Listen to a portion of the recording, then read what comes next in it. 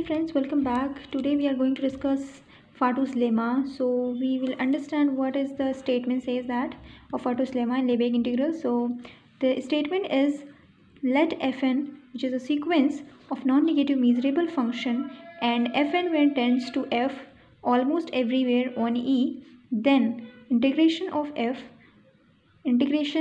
on E, which is less than or equal limit n tends to infinity integration on E by fn, where f is equals to limit n tends to infinity fn x, right? So how to prove this, that fn is the sequence of non-negative measurable function? So this condition will hold, right? We have to prove this condition. So with the help of this, first we understand almost everywhere. What is almost everywhere? Almost everywhere is that a function, like I told you this, the function measurable function is when is after a finite number of measure, a set of finite measure which is not equal to 0, which is less than finite, less than infinity, which is you can say this is finite. So you can say that almost everywhere on it, right? So without loss of generality, it is applicable to the general. In general term, you can prove it, this theorem, right, in this way. So that is why we use this term without loss of generality.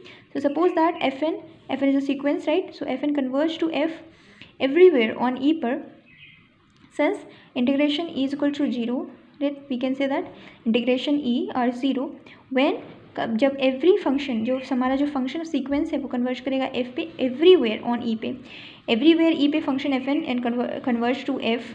So we can say that integration e is equals to 0, right? Let's understand the further. Let h, which is a set of bounded function, so bounded measurable function, so h less than f is bounded measurable, and vanish outside is set of h of finite measure, right? So almost everywhere hai. So we can say that m is used for the measure. So measure x belongs to E is a set. So h of x not equal to 0, which is less than infinity, which is a finite. So let's denote this set by E dash, a new set. So now define h and x, where it is h and x is equals to the minimum of h of x or comma f and x, where f and x is also converges to fx, right? So over a set E dash, we use this set hn is a new set. Then each f and x is bounded by bound of h, right? And vanish outside of h. When you vanish outside of h, then you can say, right, limit n tends to infinity h and x is equals to the limit n tends to infinity minimum of hx comma f and x, right? You can here taking the limit of both sides. So f and x converge to fx. You can write down in this way, n tends to infinity hx into fx. Further, you can say that limit n tends to infinity hn x is equal to hx. Why? Because hn x converges to hx. So hn is bounded sequence also of measurable functions. So such that hn x converges to hx on E dash set. This is the new set on E dash. So hn x converges to hx.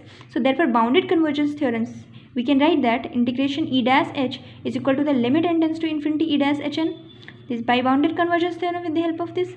So now integration E h set on E per h measurable function on E per, so is equals to the E dash h, which h is a function of E dash, which is h is equals to the h, means that the set is different, but if you take the limit and tends to infinity integration E dash over hn function, so it is also equal to this.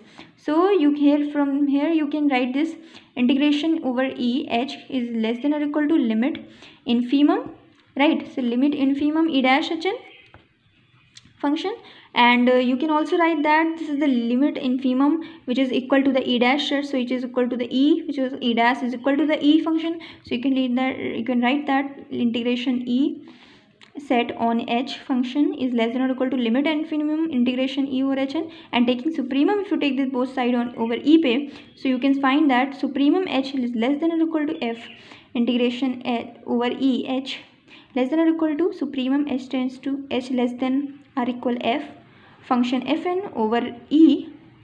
So here supremum and infimum are equal. So here you can say that integration over E f is less than or equal to also fn, right? So f is less than or equal to fn. It means that here you can see that this theorem is proved over here because the limit infimum and supremum is equal.